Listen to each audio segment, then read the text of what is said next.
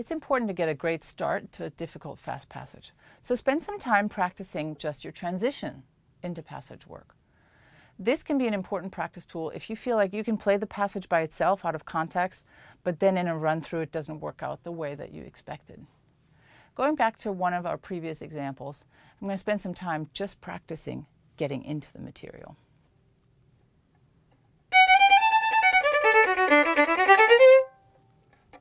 Or maybe just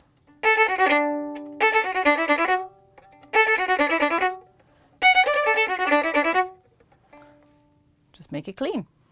Practicing transitions is also crucial to make sure you're starting in the place of the bow that you want to be in. Let me give you an example. This little clip, right? The bar before, if I use too much bow getting into it,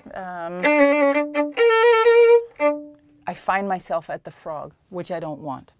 Conversely, if I don't use enough bow or if I get caught at the tip, then I'm caught out here. I don't want that either. So you do want to make sure that you practice getting there. Don't forget that transitioning from silence can be tricky too. In our very first Lalo example, I would spend some time practicing how to start that particular bar, how it's going to feel in context coming from the rest, where in the bow that you want to start it. For me, for example, I tried it at the very frog and I don't do as well, so I tend to start up here.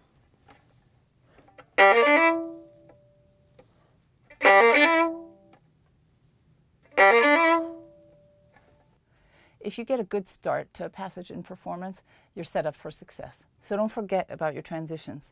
It's a way of integrating your hard work. Well, that was fun and should give you some things to do in the practice room. Don't forget to check out part 2 of this video. I hope a few of these alternate practice strategies are helpful to you. Stay playful in your work. Don't get stuck in a rut working on facility the same way every time. Try out different ways to tackle the problems. And remember that practice doesn't make perfect.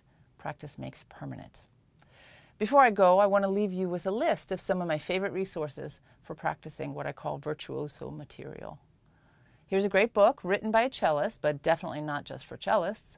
Cornelia Watkins' Raws and Dust, Teaching, Learning, and Life from a Cellist's Perspective. Another great book, and not just for pianists, although it is written by one, is William Westney's The Perfect Wrong Note. Next up, some etudes.